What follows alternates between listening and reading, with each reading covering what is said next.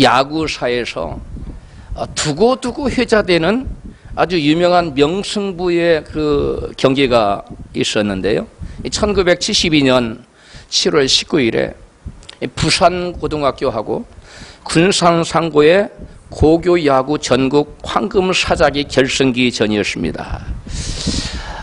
그때 야구에서 9회 말 원아웃이면 그리고 스코어가 4대1이면 뭐 거의 끝난 거 아닙니까? 근데 사람들이 실제로 많이 일어났어요. 끝났구나 하고 사람들이 스탠드에서 다 일어나서 가고 있는데 군산상고가 9회 말 원아웃 된 상태에서 주자를 내보내기 시작하는데 연속 안타를 쳐서 무려 4득점을 했어요. 할렐루야. 그래서 4대1로 지고 있다가 4대5로 역전을 했는데 그것이 우리 한국 야구사의 가장 짜릿한 명승부라고 기록이 되고, 그래서 군산상고가 그때부터 별명을 얻었는데 무슨 별명 얻었어요? 역전의 명수라는 별명 얻었고, 또 계속 9회 말에 또 9회 초에 역전성을 계속 다른 팀하고 거둬서 또 다른 별명이 붙었는데 9회부터 야구를 시작하는 팀, 이렇게 붙었다고 그래요. 9회부터 야구를 시작하는 팀, 그리고 역전의 명수라는 이름을 얻었습니다. 군산상고가 역전의 명수라고 하지만, 그런 별명이 있지만 군산상고 항상 역전승을 거둡니까? 그렇지는 않지요. 때로는 역전패를 당하기도 합니다. 그런데 항상 역전승을 이뤄내시는 분이 계세요. 그분이 누구실까요? 아브라함? 우리가 믿는 하나님은 항상 역전성을 거두시는 하나님이십니다. 할렐루야. 실제로 성경에 보면 그러한 예가 너무나 많이 나오는데요. 사울왕에게 평생을 쫓겨다니면서 죽음과 나 사이에는 한 걸음밖에 없다고 발버둥을 치던 그 목동 다윗, 그 다윗의 인생을 역전시켜서 나중에 뭐예요? 사울을 패하시고 이스라엘의 성왕으로 세우십니다. 할렐루야. 역전의 하나님이 다윗의 생애에 개입하신 겁니다. 또한 경쟁자들의 관계로 이 다니엘이 너무 잘 나가니까 다니엘을 구덩이에 던져넣기 위해서 관계를 꾀해서 왕의 어의를 받아서 기도하는 다윗을 어디다 집어넣습니까? 사자굴에 집어넣는 이제 끝났다, 네 인생. 그랬는데 하나님께서는 다니엘에게 함께 하셔서 사자들의 입을 봉하시고 다니엘을 건지신 다음에 나중에 다니엘이 그 나라의 4대 임금이 4번 바뀔 때까지 계속 최고의 뭐가 됐습니까? 총리 대신이 되어서, 최고의 총리 대신이 되어서 나라를 다스리는, 여러분, 위대한 역전의 인생을 살게 됩니다. 할렐루야. 뿐만 아닙니다. 또한 하만이라는 악한 자가 나와서 모르드게라는 사람을 죽이려고 장대를 자기 집에다가 50규빗, 오늘날로 말하면 25m나 되는 장대, 어떤 곳을 세웠길래 25m를 세웠는지 몰라. 거기 또 살아 죽이려고 장대를 세웠는데 하나님께서 역사하셔서 의로운 모르드게를 살리시기 위해서 역전케 하셨어요. 할렐루야. 그 장대에 모르드게를 달아 죽이려고 했던 하만이가 거꾸로 달리는 역전케 하는 역사가 나타났습니다. 할렐루야. 또 오늘 본문의 주인공이죠. 요셉이 종으로 팔려갑니다. 누명을 쓰고 감옥에 갇힙니다. 그래서 그 인생이 끝난 것 같았습니다. 그러나 하나님께서 요셉의 인생에 친히 개입하셔서 요셉으로 하여금 역전 인생을 살게 해주셨습니다. 할렐루야. 결국 뭐가 됐지요? 애굽의 총리 대신에 되는, 여러분, 놀라운 역전 인생이 된 것입니다. 역전의 명수이신 하나님이 이런 사람들에게만 나타나는 것이 아니라 오늘 저와 여러분의 생애 가운데도 친히 개입하셔서 역전 인생을 살게 하실 줄로 믿습니다. 과연 하나님께서는 과연 어떤 사람에게 친히 함께 하셔서 역전 인생을 사시게 하고 살게 하고 하나님의 영광을 드러내게 하실까요? 요셉은, 우리는 요셉의 생애를 통해서 본문을 중심으로 한번 누가, 어떤 사람이 역전 인생을 살게 되는지 함께 살펴보는 은혜를 나누고자 합니다. 요셉은 아버지의 심부름으로 형들에게 갔다가 그를 미워하던 형들에 의해서 애굽 상인들에게 종으로 팔려갑니다. 시편 105편 17절입니다. 한 사람을 앞서 보내셨으며 요셉이 종으로 팔렸도다. 그 발이 착고에 상하여 그 몸이 쇠사슬에 매였으니 물설고 낯설은 땅, 그리고 말도 통하지 않는 타국 땅에 종으로 팔려가서 발에 뭐가 묶였어요? 착고에 채여서 들의 산에 가서 일을 합니다. 얼마나 힘들었겠습니까? 여러분, 뼈가 으스러지는 듯 죽도록 고생을 했습니다. 억울하게 종으로 팔려가서 죽을 고생을 하면서 종살이를 하면서도 요셉은 주인에게 충성을 다했습니다. 그러자 그 주인에게 주인이 볼 때나 안 볼 때나 항상 충성을 다하고 최선을 다하는 요셉의 모습이 주인의 눈에 확 도드라지게 보였습니다. 주인의 눈에 띄었다는 겁니다. 그리하여 요셉의 발에서 착고를 제하고 집으로 들여서 너는 이제 들에나 산에 가서 착고를 차고 일할 것이 아니라 가정을 총괄하는 가정 총무일을 볼보거라. 할렐루야. 오늘날로 말하면 뭐가 됐다는, 가정의 집사가 됐다는 거예요. 창세기 39장 4절입니다. 요셉이 그 주인에게 은혜를 입어 섬김에 그가 요셉으로 가정 총무를 삼고 자기 소유를 다 그 손에 임하니. 여러분, 요셉이 얼마나 헌신적으로 주인에게 충성하고 헌신했으면 가정 총무를 삼은 것도 대단한데 그의 무엇을, 소유를 다 주인이 다 내어 맡겼어요. 곳간에 키도 맡기고 뭐 집문서까지 맡겼는지 모르겠어요. 좌우지간 모든 것을 관할할 수 있도록 요셉에게 대단한 권세를 임해 줍니다. 할렐루야. 여러분, 우리는 과연 요셉이라는 사람이 이 종살이를, 억울하게 종살이를 하는 가운데 원망하고 불평하는 것이 아니라 어떻게 그렇게 주인에게 충성스럽게 착한 마음으로 헌신할 수 있었습니까? 여러분, 이상하지 않습니까? 이게 여러분 퀘스천입니다. 여러분, 오늘 본문 창세기 50장 20절에 그의 해답을 가르쳐주고 있어요. 같이 읽습니다.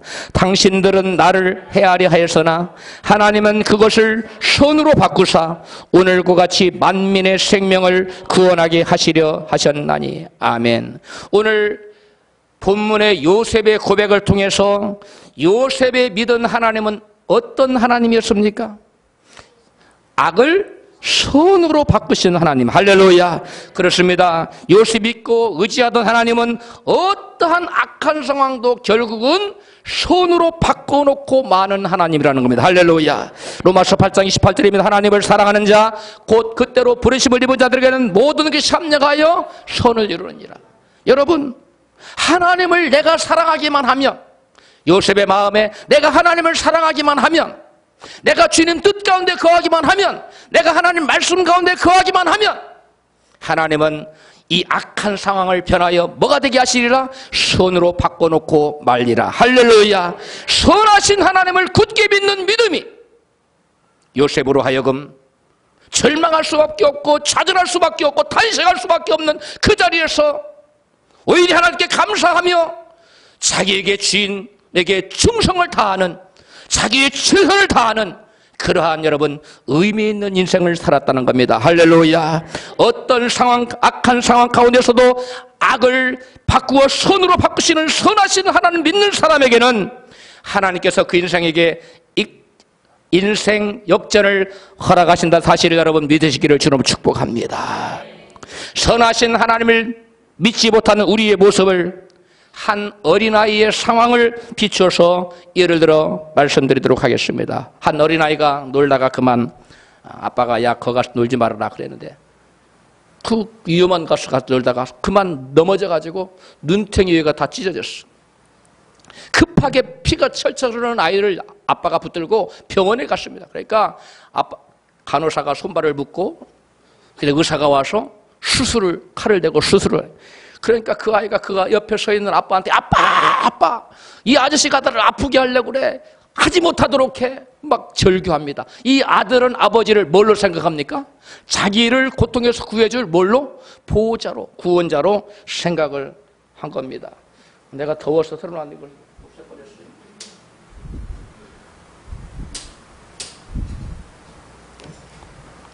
예. 제가 어디까지 했어요? 예, 그래요. 그 아들은 아버지를 자기를 고통에서 구원해줄 구원자로 생각했는데 아버지가 그래 너 아프니까 안 되겠다 의사 선생님 그만두세요 해야 됩니까? 아니죠. 그 아버지가 아들을 보호하는 최소한의 방법은 좀 참거라 하고 의사에게 계속 수술을 하도록 맡겨두는 것입니다. 할렐루야. 이것이 아버지가 아들을 사랑하는 방편이요 아버지가 아들을 보호하는 방편입니다. 할렐루야. 만약 의사가 그 아들의 상처를 꿰매는 동안 그 누군가가 아이의 옆에 가서 귓속말을 대고 이렇게 속삭였다고 생각합시다. 얘야 아프지? 네 아빠는 사실 널 사랑하지 않는단다. 널 정말 사랑한다면 내가 이렇게 아프도록 놔두지 않을 거야. 만약 네가 내 아들이라면 나는 내게 이런 고통을 아픔을 겪도록 나는 놔두지 않을 것이다. 이렇게 속삭였다고 칩시다. 여러분 이것이 바로 어려운 시련과 고난과 역경에 시달릴 때 우리에게 나타나는 영적인 모습입니다. 즉 원수 마귀는 하나님이 정말 너를 사랑하신다면 너에게 결코 이런 시련과 아픔과 고난이 따르지 않을 거야. 그렇게 너에게 고난과 시련이 있도록 하나님 방치해두지 않을 거야. 이렇게 마귀는 속삭인다는 것입니다. 대부분의 사람들은 마귀의 이런 속삭임에 속아서 하나님의 사랑을 의심합니다. 하나님이 우리를 고난 가운데 놔두는 것은 우리를 미워해서 우리를 멸망시키기 위해서가 아니라 내가 너희를 향한 나의 생각을 내가 하나니 재앙이 아니라 장래에 무엇을 주려는 것이라 소망을 주려. 하나님은 우리에게 소망을 주려고 아버지가 아들을 사랑하지만 상처는 아들을 머리 눈탱이를 의사가 꿰매도록 수술대에 맡겨둔 것처럼 하나님께서는 우리를 때때로 고난의 자리에 놔둔다는 것입니다. 하나님 우리를 사랑하지 않아서가 아닙니다. 하나님 우리를 사랑하시기 때문에 하나님께서는 우리에게 가장 좋은 것이 무엇이며 그것을 알고 있고 그것을 기꺼이 주시기를 기뻐하신다는 사실을 저와 여러분은 믿어야 될 줄로 믿습니다. 여러분 그 사실을 아는 사람은 어떠한 역경 가운데 어떠한 고난과 시련과 마음의 아픔 가운데서도 하나님 사랑을 의심하지 않습니다. 하나님은 여러분 아멘 하세요. 나에게 가장 좋은 것이 무엇인지를 알고 계십니다. 여러분에게 하나님께서는 여러분에게 가장 좋은 것이 무엇인지를 알고 계세요. 그리고 그 가장 좋은 것을 여러분에게 주시기를 하나님 기뻐하십니다. 하나님 그것을 소원하고 계십니다. 우리는 그것을 믿어야 돼요. 우리가 이것을 믿는 한 우리는 시험 들지 않아요. 우리는 낙심하지 않습니다. 좌절하지 않습니다. 뒤로 물러가지 않습니다. 그러나 우리는 하나님의 이 큰 사랑과 뜻을 알지 못하기 때문에 장래 우리에게 소망을 주시는 하나님의 그 뜻을 알지 못하기 때문에 하나님 사랑을 의심합니다. 그리고 원망합니다. 불평합니다. 좌절합니다. 낙심합니다. 그리고 탄식해요. 이건 불신앙입니다. 하나님 우리를 사랑하십니다. 우리 하나님은 좋으신 하나님이십니다. 우리 하나님 우리에게 최선을 주시기를 기뻐하십니다. 잠깐 우리가 고통의 자리에 놓여진 것은 아까 한 아이가 의사에게 수술대에 맡겨진 것과 여러분 조금도 다르지 않습니다. 우리에게 조그만 고난, 때로는 조금 큰 고난, 아주 큰 고난이 옳다 할지라도 능히 감당치 못할 시험을 우리에게 주님께서 허락하지 않습니다. 우리의 믿음의 분량만큼 하나님께서 각자에게 시련을 주셔서 우리의 믿음을 성장시키고 우리가 영적으로 더 거인이 되도록 하나님께서 만드시기 위한 하나님의 크신 섭리와 배려가 있다는 사실을 믿고 원망하거나 불평하는 대신 감사하고 찬양하는 저와 여러분 되시기를 주의 이름으로 축복합니다. 우리 하나님은 무엇이 가장 우리에게 좋은 것인지를 알고 그 가장 좋은 것을 우리에게 주시는 하나님의 사실 우리는 굳게 믿어 의심치 말아야 됩니다. 의심하면 안 돼. 마귀는 그것을 자꾸 의심하도록 만들고 하나님 너를 버렸다고 말하고 하나님 너를 사랑하지 않는다고 말하면 이건 마귀의 새빨간 뭐예요? 거짓말이에요. 거짓말이에요. 마귀의 간교한 거짓말에 속지 말기를 주의 이름으로 축복합니다. 여러분 하나님은 좋으신 하나님이시고 나에게 최선을 주신 하나님이라는 사실을 믿지 못했던 이스라엘 백성들은 어려운 시련을 당할 때마다 하나님을 원망하고 불평했습니다. 이스라엘은 애굽에서 10가지 재앙을 통해 하나님이 얼마나 크신 하나님이요 얼마나 능력이 많으신 하나님이고 이스라엘 백성에게 베푸신 은혜가 얼마나 큰지를 두 눈으로 똑똑히 목도했습니다. 뿐만 아니라 홍해 바다 앞에서 뒤에는 추격하는 애굽 군대와 앞에는 홍해 가다가 가로막혀 앞으로 나갈 수도 없고 뒤로 물러갈 수도 없는 진퇴양난의 어려운 상황 가운데 하나님은 어떻게 하셨나요? 홍해를 가르셨어요. 그리고 이스라엘 백성을 그 바다를 육지같이 건너게 하시고 그들을 추격해오는 모든 애굽의 군대들을 다시 물로 합해서 다 수장시키고 가라. 할렐루야. 이와 같은 놀라운 하나님의 영광을 체험하고 이스라엘 백성 하나님을 찬양합니다. 그러나 사흘길을 걷다가 물이 없음으로 인하여 다시금 하나님 원망해요. 그쪽만 더 가면 70주에 그 종려나무가 있고 12 물샘이 있었는데 그걸 참지 못하고 좋으신 하나님 믿으시기를 축복합니다. 합력하여 하나 선을 이루신 하나님을 믿으시기를 축복합니다. 여러분, 이와 같이 하나님의 놀라운 영광과 놀라운 기적적 역사를 체험한 이스라엘 백성들은 틈만 나면 원망합니다. 마실 물이 없다고 원망하지요. 먹을 양식이 없다고 원망하지요. 고기를 먹지 못한다고 원망하지요. 정력식품 안 준다고 원망하지요. 조금만 어려움이 닥치면 원망하고 불평하는 이스라엘 백성들, 그들은 성경은 하나님께서 말씀하신 저들이 나를 그 놀라운 나의 영광을 보고도 10번이 나를 시험했다고 말합니다. 민수기 14장 22절입니다. 같이 읽습니다. 나의 영광과 애국과 광야에 생한 나의 이적을 보고도 이같이 10번이나 나를 시험하고 내 목소리를 청룡치 아니한 그 사람들은 내가 그 조상들에게 맹세한 땅을 결단코 보지 못할 것이요 또 나를 멸시하는 사람은 하나라도 그것을 보지 못하리라. 아멘. 이스라엘은 하나님의 놀라운 이적과 기적과 하나님의 영광을 체험하고서도 두 눈으로 똑똑히 보고서도 어려움만 당하면 선하신 하나님 믿고 감사하기보다는 도리어 뭐했어요? 원망하고 불평했습니다. 그 결과 그들은 하나님이 그들에게 주기로 약속했던 가나안 땅을 잃어버립니다. 그리고 그들은 역전케 하시는 하나님을 체험하지 못합니다. 그리고 모두 광야에서 엎드려져 죽고 말았습니다. 그런데 오늘 본문의 주인공 요셉은 이스라엘의 백성들이 당하는 그 고난 못지않는 엄청난 고난을 당했음에도 불구하고 원망하거나 불평했던 말이 성경에 나타납니까? 여러분, 요셉에 관한 장이 정확히 몇 장인지 모르지만 여러 페이지가 나옵니다. 아주 길게 나옵니다. 그런데 요셉이 불평했더라, 요셉이 하나님을 원망했더라, 요셉이 낙심하고 절망했더라, 그런 말이 나옵니까? 안 나와요.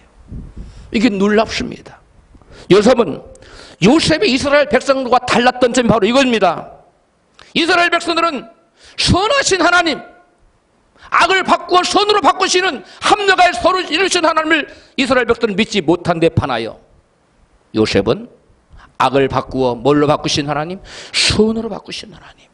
내가 하나님 안에 머물러 있기만 하면, 내가 하나님 사랑 가운데 머물러 있기만 하면, 내가 하나님을 끝까지 사랑하기만 하면 하나님 끝까지 결국은 합력하여 뭐를 이루실 것이다? 선을 이루실 것이다라는 확신을 가졌기 때문에 그 선하신 하나님에 대한 확신을 가진 요셉은 어떠한 절망스러운 환경과 형편 가운데서도 절망하거나 좌절하거나 악심하지 않고 도리어 하나님께 감사하고 찬양하는 자리에 섰다는 것이 할렐루야. 이것이 바로 이스라엘 백성들과 멸망받은 광야에서 멸망받은 이스라엘 백성들과 인생 역전을 체험한 요셉의 여러분 아주 대조적인 모습입니다. 우리는 과연 어느 자리에 서야 될까요? 선택은 저와 여러분에게 달렸습니다. 우리는 이스라엘의 자리에 들어갈 수도 있어요. 반면에 요셉의 자리에 설 수도 있어요. 여러분은 어느 자리에 서기를 원하십니까? 대답을 어려워요, 질문이. 여러분, 한 사람도 이스라엘의 자리에 서서는 안 됩니다. 그 자리는 멸망의 자리입니다. 여러분, 요셉의 자리에 서기를 주님으로 축복합니다. 언제 어떠한 상황 가운데서 낙심할 수밖에 없고 절망할 수밖에 없고, 여러분 아무리 어려워도 요셉만큼 어렵습니까? 여러분 억울하게 종으로 팔려간 적이 있어요? 정직하게 의롭게 살다가 누명을 쓰고 깊은 감옥에 빠진 적이 있습니까? 없잖아요. 그런데 왜 원망합니까? 우리는 원망의 자리에서 자리를 털고 일어나야 될 줄로 믿습니다. 원망의 자리에서 감사 자리로 옮겨야 될 줄로 믿습니다. 하나님을 찬양하는 자리로 옮겨야 될 줄로 믿습니다. 이것이 신앙인의 모습이에요. 여러분, 요셉은 이스라엘 백성들과 다르게 선하신 하나님이 자기 인생을 주관하고 계신다는 사실을 굳게 믿었어요. 그래서 합력하여 선을 이루신다는 사실을 굳게 믿었어요. 그래서 그는 어떠한 악조건 하에서도 멸망의 나락에 떨어질 것 같은 상황에서도 그는 하나님께 찬양하고 감사하는 대신 원망과 불평을 하지 않았다는 것입니다. 우리도 요셉처럼 어떠한 상황 가운데서도 원망하거나 불평하지 말고 낙심좌절하지 말고 감사 찬양만 하는 저와 여러분 되시길 주님으로 축복합니다. 요한 웨슬리 그리고 조지 시필드, 루이스 등의 영적 스승이었던 이 사람들도 영적 거장인데 이 영적 거장들의 스승이었던 대단한 청교도의 영적 거장이 있어요. 그 사람이 윌리엄 로우라는 사람입니다. 윌리엄 로우는 띄워져요. 이런 말을 했어요. 하나님의 뜻에 자신을 같이 한번 읽어봐요. 시작. 하나님의 뜻에 자신을 맡기는 것은 하나님으로부터 오는 모든 것을 즐겁게 인정하고 감사하게 받아들이는 것을 의미한다. 인내하며 순종하는 것만으로는 충분치 않다. 우리는 하나님의 섭리와 질서 가운데 우리에게 일어나는 모든 일을 감사함으로 받아들이고 모두 인정해야 한다. 제가 이 대목을 읽으면서 책을 읽으면서 감동받아요. 줄을 줄 그어놨다가 설교 준비할 때 떠오르길 내가 인용을 했어. 오늘 설교에 너무 부합되는 말씀.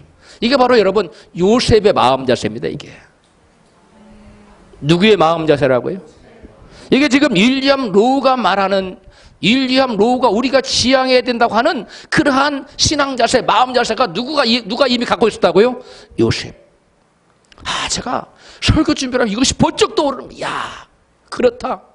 윌리엄 로우가 우리는 이런 마음 자세를 가져야 된다. 어떤 상황 가운데서도 우리는 즐겁고 감사하게 모든 것을 하나님께 허락하신 모든 것을 즐거움으로 받아들이고 기쁨으로 받아들이고 감사함으로 받아들이고 그것을 인정해야 된다는 할렐루야.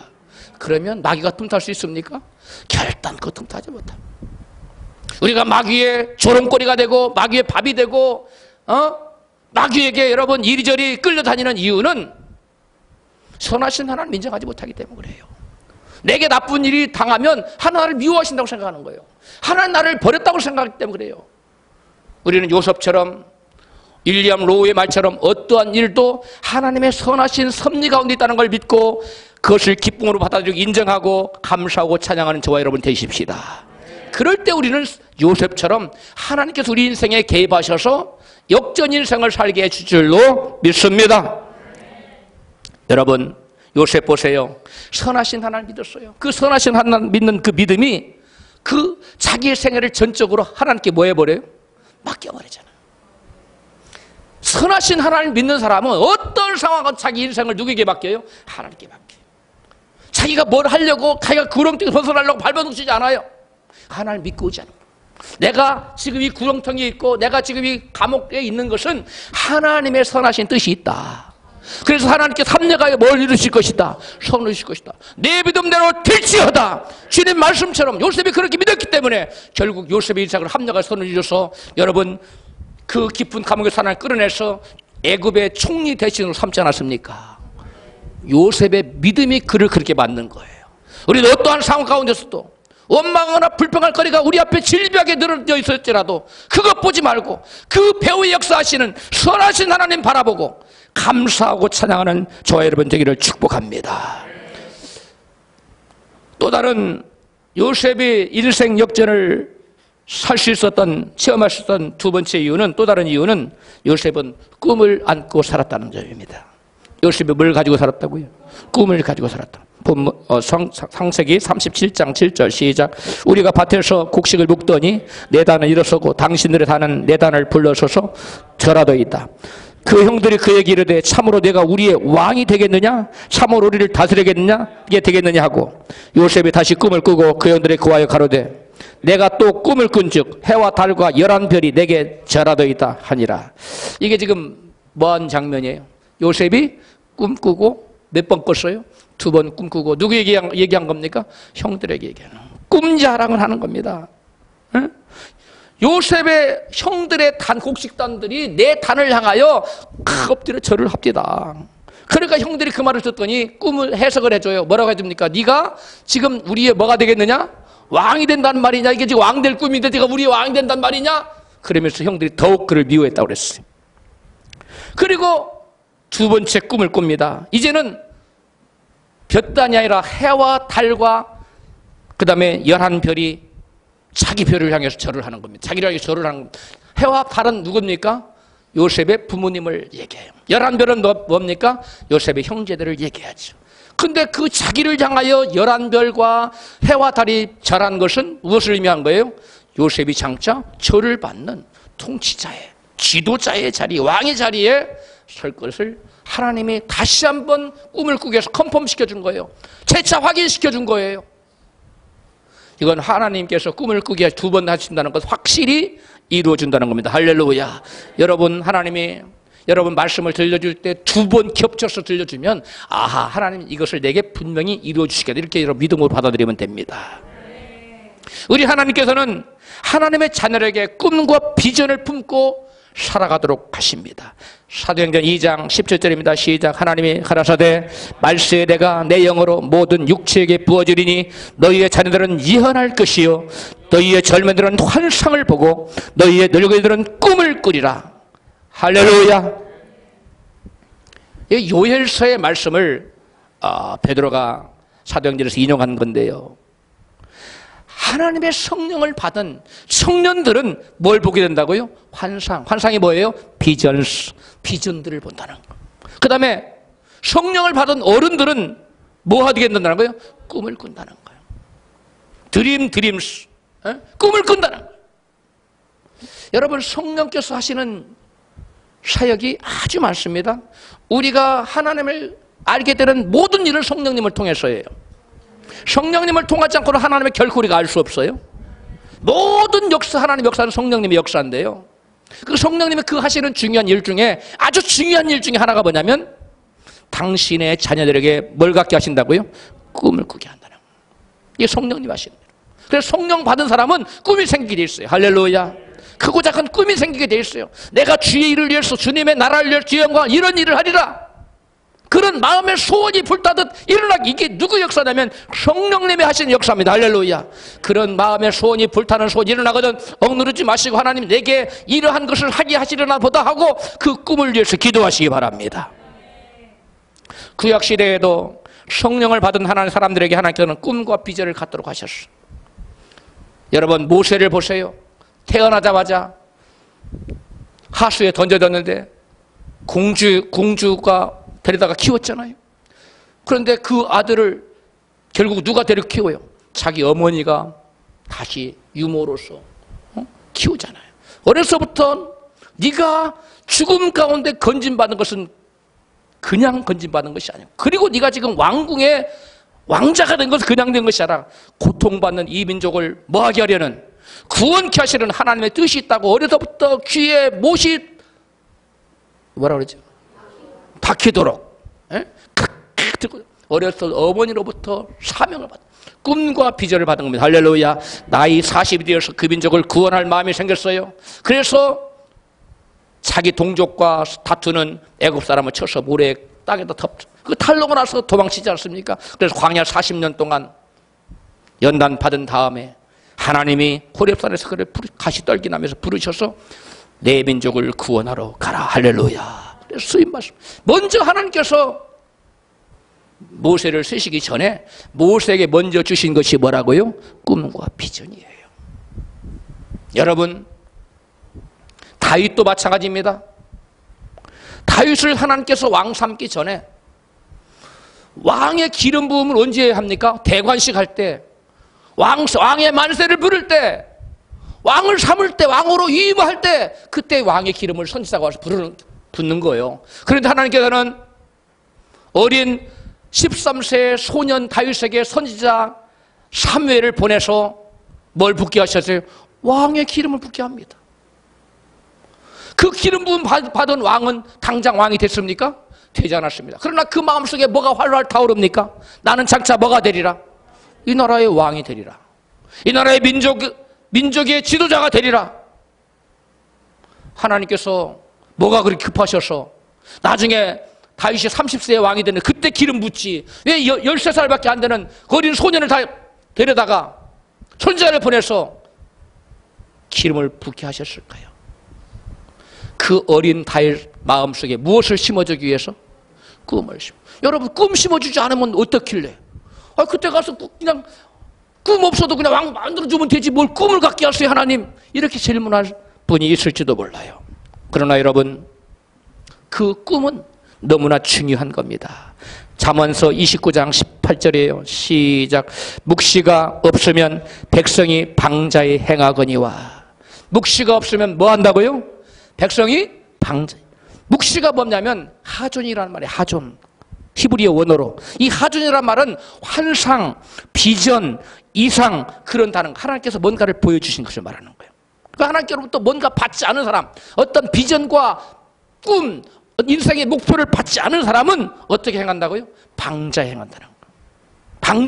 방자 행한다는 말은 절제 없는 삶, 되는 대로 사는 삶, 그냥 삶 같지 않는 삶, 그런 삶을 방자 행한다고 그래요. 여러분, 꿈이 없는 백성은 그래서 절제대로 삶을 살지 않습니다. 삼가는 삶을 살지 않아요. 그냥 바람 부는 대로, 물결 치는 대로, 그냥 되는 대로 막 사는 인생을 살게 돼요. 그래서 결국 뭐 한다고요? 망하는 거예요.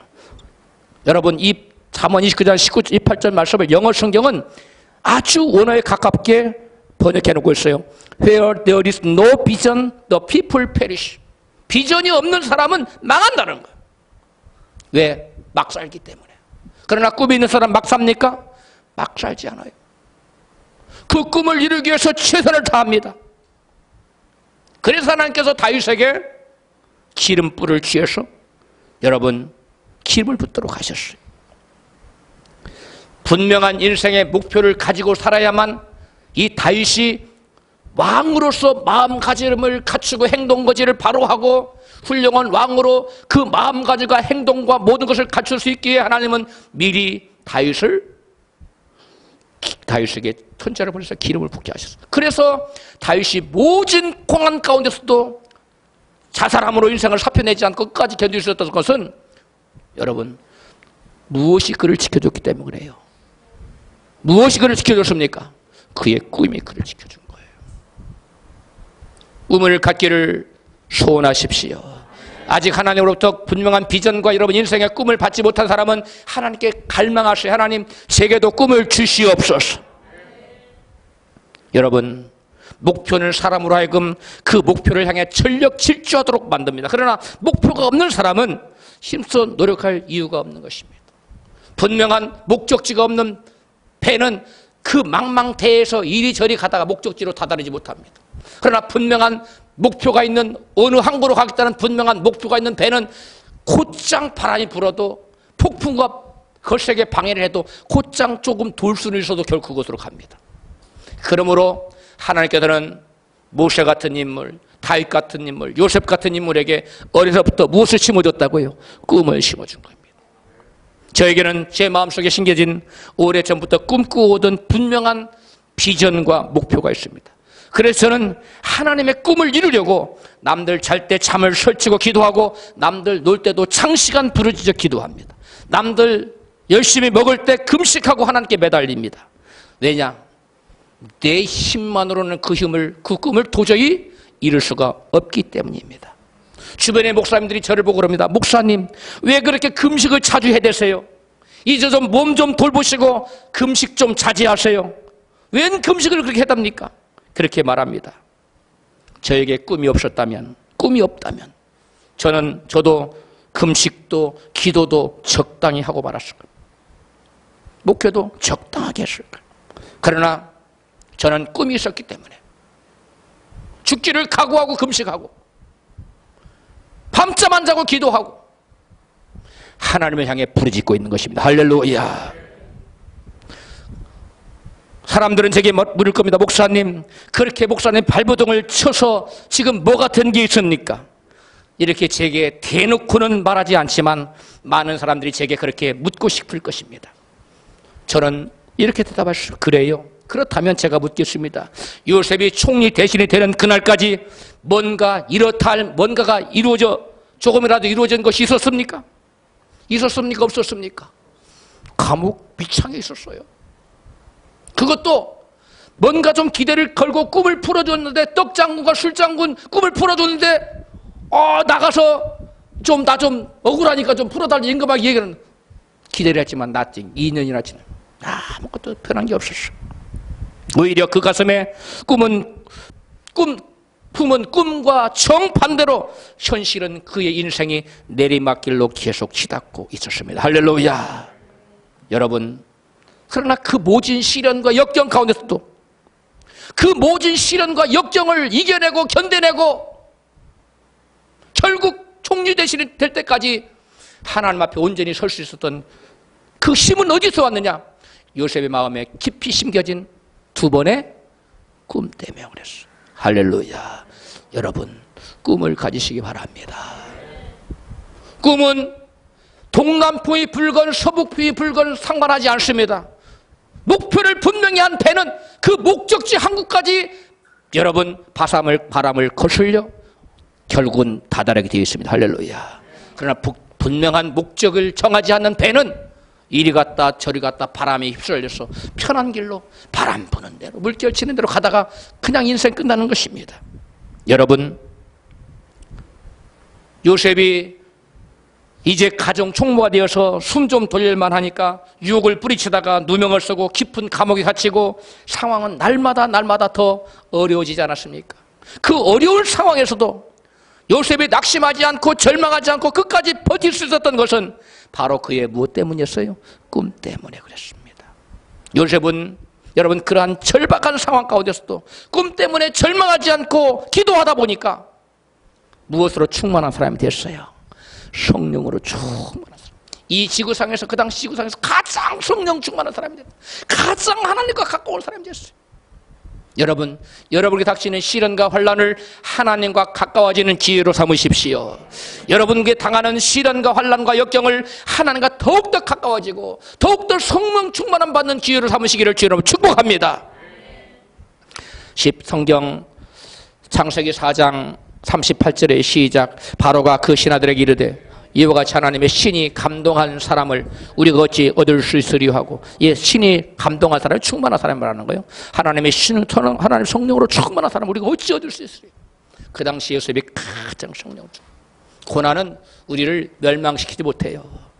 신실하신 하나님 믿고 바라보고 나가는 자는 고난은 우리를 더 승화시키고 발전시킬 뿐이지 우리를 멸망의 나락으로 떨어뜨리지 못합니다. 꿈을 가지시기 바랍니다. 하나님 나를 세우시다는 믿음을 가지시기 바랍니다. 신실하신 하나님, 선하신 하나님, 합력한 선하신 하나님, 선하신 하나님 믿으시기를 바랍니다. 39절에 요셉에게 이르되 하나님이 이 모든 것을 내게 보이셨으니 너와 같이 명철하고 지혜 있는 자가 없도다. 가장 지혜로운 자가 됐어. 여러분, 요셉의 꿈이 없었다면 날이 갈수록 어두워지는 그의 인생 질곡을 만나서 어찌 그 난관을 극복하며 끝까지 여러분 믿음의 경주를 할 수 있었겠어요? 그의 꿈이 그를 지켜준 겁니다. 하나님은 요셉의 그 모진 시련, 모진 역경, 모진 고난을 겪어낼 수 있는 역량을, 그 힘과 에너지를 뭘 통해서 불어넣었냐면 꿈을 통해서 불어넣은 겁니다. 여러분, 이처럼 어떤 시련과 역경도 꿈 있는 사람은 결코 무너뜨리지 못합니다. 그래서 하나님께서는 당신의 사랑한 자에게 꿈을 주시는 줄 믿습니다.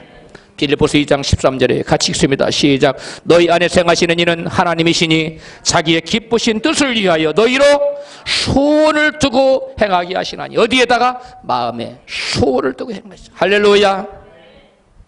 엘리사가 50명의 다른 생도들과 다른 점이 있었어요. 그 다른 점이 무엇이었었냐? 50인의 생도들이 갖지 않은, 마음에 품지 않은 꿈을 품고 있었어요. 그래서 엘리사는 다른 생도들이 걷지 않는 엘리와 동행하는 고난의 길을 자초했던 것입니다. 할렐루야. 그 엘리사가 품었던 꿈이 뭡니까? 스승 엘리야가 받았던 성령의 능력을, 그 성령의 기름 부음을 자기는 몇 곱절이나 받겠다? 갑절이나 받겠다. 그래서 나도 내게 주어진 사명을 스승 엘리야 감당한 것 이상으로 잘 하나님 감당해서 하나님께 영광을 돌리기를 그 마음에 소원했던 것. 이것이 거룩한 꿈입니다. 이러한 거룩한 꿈을 품기를 주로 축복합니다. 그 꿈 때문에 엘리사는 다른 생도들처럼 편안한 길을 여러분 걷지 않고 편안한 길을 마다하고 고난에 따르는 남들이 가지 않는 길, 스승 엘리야와 함께 고난의 길을 걸었던 것입니다. 그래서 그는 성경에 보니까 엘리야보다 갑절의 기적을 베풀었어요. 그리고 그에게 주어진 그 어두운 칠흑같이 어두운 죄악의 때에 하나님의 사자로서 빛을 발하는 등대의 사명을 감당할 수 있었던 것입니다. 주님의 꿈이 아직 여러분 심령이 없으십니까? 그렇다면 주님께서 이 종에게 부어주신 1만 명 선교사를 길러서 땅까지 파송하는 이 거룩한 꿈, 그리하여 물이 바다 덮음같이 온 땅을 복음으로 덮는 꿈을 저와 함께 공유하고 함께 동참하는 꿈을 꾸시기를 주의 이름으로 축복합니다. 여러분 중에 어떤 나는 10명의 선교사를 10,000명 중에 내가 10명을 내가 감당하겠습니다.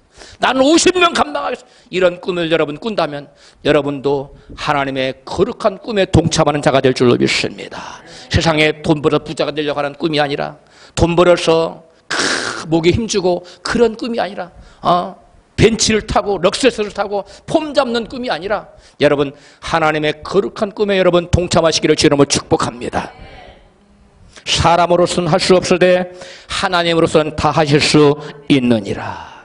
여러분의 꿈을 갖고 도전하면 여러분의 역량을 초과하는 성령의 능력이 여러분과 함께하셔서 여러분이 할 수 없는 그 일을 하나님께서 하게 하실 줄로 믿습니다. 마지막으로 요셉이 인생 역전을 경험할 수 있었던 비결은 본문 17절 이하에 나타납니다. 같이 읽습니다. 시작. 당신의 아버지 하나님의 종들의 죄를 이제 용서하소서하며 요셉이 그 말을 들을 때 울었더라. 이게 지금 무슨 말입니까? 요셉의 형들이 아버지 야곱이 죽고 나니까 혹시 우리 악행을 요셉이 용서하지 못하고 우리에게 보복을 하지 않을까 마음에 뭐가 찾아왔어요? 두려움이 몰려왔습니다. 그래서 궁여지책으로 그들이 궁리해낸 것이 뭐예요? 아버지의 있지도 않은 유언을 조작해가지고 꾸며내면서 아버지가 용서해라 또 했습니다. 이렇게 지금 둘러대는 거 아닙니까? 요셉은 그 형들의 말을 듣고 마음의 가슴이 메어지고 눈물을 주체할 수 없는 눈물을 흘렸어요. 그리고 형들이 이같이 말합니다.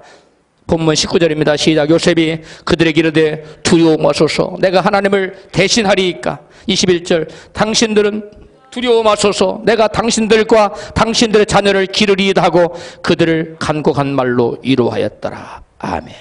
여러분 보복을 두려워하는 형들에게 두려워 말라며 그 다음에 형들은 물론이고 형들의 자녀들까지 뭐 하겠다고요? 기르겠다고 간곡한 말로 위로까지 하는 이 요셉의 모습을 보십시오. 자기에게 악을 행한 그 형들에게 보복하는 것이 마땅한데 보복을 하지 않고 그들을 용서하는 차원을 넘어서 이제는 사랑으로 그들을 뭐하기까지 하겠다고요? 돌보기까지 하겠다는 이게 요셉입니다. 이게 바로 하나님의 인생 역전을 체험한 요셉의 모습입니다. 우리도 하나님의 인생 역전을 체험하려면 요셉처럼 되어야 될 줄 믿습니다. 여러분 요셉이 넘어져도 넘어뜨림을 당하지 않고 거꾸로도 거꾸로뜨림을 당하지 않고 에워싸움을 당해도 쌓이지 않고 인생 역전을 경험하여 하나님의 위대한 인생을 살 수 있었던 비결이 바로 이 요셉의 관영하고 용서하는 넓은 마음이에요. 우리 옆에 계신 분에게 요셉처럼 넓은 마음 갖고 용서합시다. 할렐루야. 요셉처럼 우리도 관용하는 마음, 용서하는 마음, 그러한 마음, 넓은 마음을 품고 살 때 인생 역전을 경험하며 위대한 인생을 살게 될 줄로 믿습니다. 그런 사람이 하나님은 찾아오셔서 인생 역전을 체험하도록 하나님 뒤에서 밀어주세요. 우리 주님께서 한 번만 손으로 이렇게 살짝 밀면 돼요. 강하게 밀 필요도 없어요. 전능하신 하나님, 능력이 끝이 없어 하나님은 정말 한 번만 밀면 우리의 인생이 역전됩니다. 우리의 인생이 위대하게 바뀝니다. 그런데 우리가 남을 용서하지 못하면 마귀의 지배하에 들어가고 마귀에게 고통을 받는다고 예수님은 비유로 이같이 말씀하세요. 마태복음 18장 23절부터입니다. 같이 읽습니다. 시작. 이러므로 천국은 그 종들과 회개하려 하던 어떤 인군과 같으니 회개할 때 1만 달란트 빚진 자 하나를 데려오매 그 종의 주인이 불쌍히 놓아 보내며 그 빚을 탕감하여 주었더니 그 종이 나가서 제게 100데나리온 빚진 동관하를 만나 붙들어 목을 잡고 가로되 빚을 갚으라 하매 그 동관이 엎드려 간구하여 가로되 나를 참아주소서 갚으리이다 하되 허락하지 아니하고 이에 가서 저가 빚을 갚도록 오게 가누거늘 그 동관들이 그것을 보고 심히 민망하여 주인에게 가서 그 일을 다 고하니 이에 주인이 저를 불러다가 말하되 악한 종아 내가 빌기에 내가 네 빚을 전부 탕감하여 주었거늘 내가 너를 불쌍히 여김과 같이 너도 네 동관을 불쌍히 여김이 마땅치 아니하냐고 주인이 노하여 그 빚을 다 갚도록 저를 옥졸들에게 붙이니라. 저희가 각각 중심으로 형제를 용서하지 아니하면 내 천부께서도 너희에게 이와 같이 하시리라. 아멘. 우리는 하나님으로부터 1만 달란트라는 엄청난 빚을 탕감받고 만 가지 죄를 용서받은 사람들입니다. 할렐루야. 그런데 우리에게 지금 작은 죄 지은 사람 하나를 용서하지 못하고 정죄하고 옥에 가두는 사람이 되었어야 되겠습니까? 그런 사람들은 예수님의 비유의 말씀처럼 옥졸들에게 붙여져서, 옥졸이 뭐예요? 마귀에게 붙여져서 마귀의 지배를 받고 고통을 받는 삶을 살게 된다고 말합니다. 여러분 뿐만 아닙니다. 우리가 남을 용서하지 못하면 우리의 마음속에 미움의 영이 쳐들어와요. 용서할 때 사랑의 영이 들어옵니다. 할렐루야. 미움의 영이 들어와서 평안과 기쁨이 사라집니다. 기도가 막힙니다. 삶의 환경이 다 줄줄이 막혀요. 여러분 요셉처럼 인생 역전을 체험하며 살기를 원하십니까? 그렇다면 용서하고宽용을 베푸는 삶을 사시기를 주님으로 축복합니다. 우리가 다 용서하고 싶지요. 그런데 용서를 하고 싶어도 못할 수가 있어요. 그렇다면 우리는 어떻게 하면 남을 용서하고 그래서 인생 역전을 체험하는 영광된 위대한 삶을 살 수가 있을까요? 오늘 본문에서 요셉은 형들을 용서하고 관용을 베푸는 사람이 될 수 있는 비결을 말해주고 있어요. 본문 20절이에요. 같이 읽고 시작. 당신들은 나를 헤아려 하였으나 하나님은 그것을 선으로 바꾸사 오늘과 같이 만민의 생명을 구원하게 하려 하시려 하셨나니. 아멘. 여러분 요셉이 지금 뭘 잘하고 있는 겁니까? 사건을 바라보고 막 이를 갈고 있습니까? 사건에 아름다운 해석을 가하고 있습니까? 사건보다 해석에 집중하고 있습니다. 그 자기에게 펼쳐진 악한 것을 바라보지 않고 그걸 뛰어넘어 그 악한 이러한 역사들이 왜 나타났는가 하는 것을 배후의 하나님의 손길과 섭리를 요셉은 바라보고 아름다운 해석을 하고 있다는 겁니다. 할렐루야. 당신들은 나를 헤아려 해서는 하나님 것을 뭘로 바꿨어요? 손으로 바꾸사 오늘과 같이 만민의 무엇을 구원하리고? 생명을 구원하겠습니다. 요셉의 아름다운 이 해석 능력이 저와 여러분의 있기를 주여로 축복합니다. 여러분 그 다음에 창세기 45장 5절로 8절에도 그것을 말하는데 같이 읽어요. 시작. 나를 이곳에 팔았으므로 근심하지 마소서 한탄하지 마소서 하나님의 생명을 구원하시려고 나를 당신들 앞서 보내셨나이다. 7절 하나님의 큰 구원으로 당신들의 생명을 보존하고 당신들 후손을 세상에 두시려고 나를 당신들 앞서 보내셨나니. 그러니까 8절 시작. 그런즉 나를 이리로 보내자는 당신들이 아니요 하나님이시니라. 할렐루야. 이 요셉의 해석 능력을 보세요. 당신 나를 헤아려고 보낸 것 같지만 사실은 그 배후에 누구의 손길이 있었다? 하나님의 손길이 있었다. 그래서 함락에서 손을 이루어 만민들의 무엇을 구원하려고? 생명을 구원하려고 나를 보낸 것이지 당신들이 악해서만이 아닙니다. 할렐루야. 이렇게 아름다운 해석을 할 수 있었던 요셉은 형들을 그 중심으로 여러분 깨끗하게 용서할 수 있었던 줄 믿습니다. 이것이 요셉의 해석 능력이에요. 여러분 요셉처럼 사건에만 매몰되지 않고 사건에만 눈을 집중하지 않고 그 사건에 벌어진 뒤에 배후의 하나님의 손길을 바라보고 그 의미를 해석하는 사람은 내게 잘못한 사람을 용서할 수 있을까요? 없을까요? 용서할 수 있어요. 그렇게 되기를 축복합니다. 여러분 예수님 말씀하신 참새 한 마리도 땅에서 하나님의 뭐가 없이는 결제가 없이는 떨어지지 않는다 그랬어요. 참새 한 마리도. 여러분 중에 우리 청년들 중에 부모님이 아버님이 어머님이 또는 누군가가 여러분에게 힘들게 하고 마음에 상처도 남아있어. 용서하세요. 여러분 그런 걸 통해서 진주는 여러분 왜 진주가 된지 알아요? 조개의 그 살에 모래 하나가 들어가서 그 아픔을 이겨내려고 하다 보니까 아름다운 진주가 형성된 거예요. 여러분 그 아픔을 통해 여러분 위대한 인생으로 만들기 위해서 그런 여러분에게 시련을 허락한 줄 믿고 도리어 감사하는 여러분 되시기 바라요. 도리 용서하세요. 부모님을 용서하고 또 형제간을 용서하고 내게 빚대 먹은 사람 용서하고 용서하세요. 용서할 때 우리에게 자유가 있어요. 여러분 요셉은 자식이 일어난 사건보다 그 사건을 허락하신 하나님의 섭리를 생각하면 사건 해석을 잘했기 때문에 형제를 용서할 수 있었어요. 여러분 또 성경에 보면 요셉처럼 사건 해석을 잘한 사람이 또 누가 있습니까? 다윗입니다. 다윗은 자기에게 벌어진 사건만 보고 일을 갈지 않았어요. 요셉처럼 그 사건의 배후에 하나의 섭리를 생각하고 여러분 용서했어요.